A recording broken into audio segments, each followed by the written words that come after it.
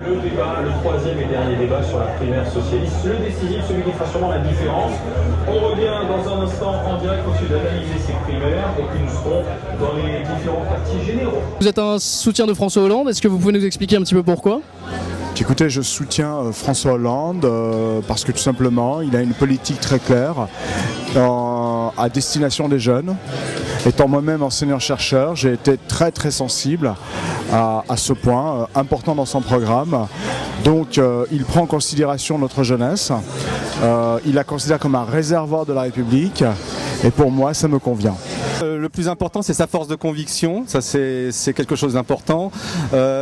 Son charisme, parce que je pense qu'un candidat ou une candidate pour la présidentielle, c'est pas seulement un contenu programmatique, c'est aussi un personnage qui a un rendez-vous avec les citoyens.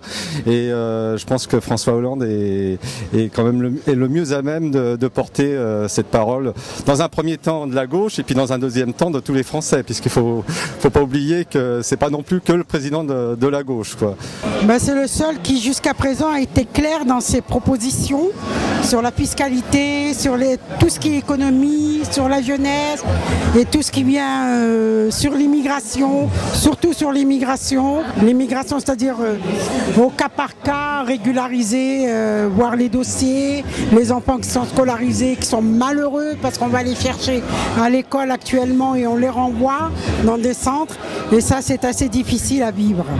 Pour la première fois en France, un parti politique, le Parti socialiste, a fait réussir une démarche associant le pays au choix de celui ou celle qui sera candidat à la présidence de la République.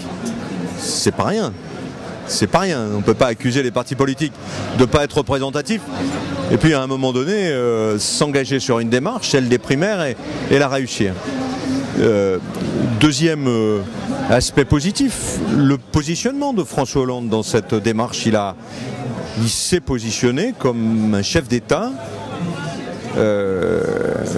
et non pas comme dans une campagne législative ou dans une campagne locale. Qui reste solide, confiant dans ses propositions, voilà, tout simplement, qui reste fidèle à lui-même pour montrer qu'on pourra compter sur lui pendant toute la campagne et après.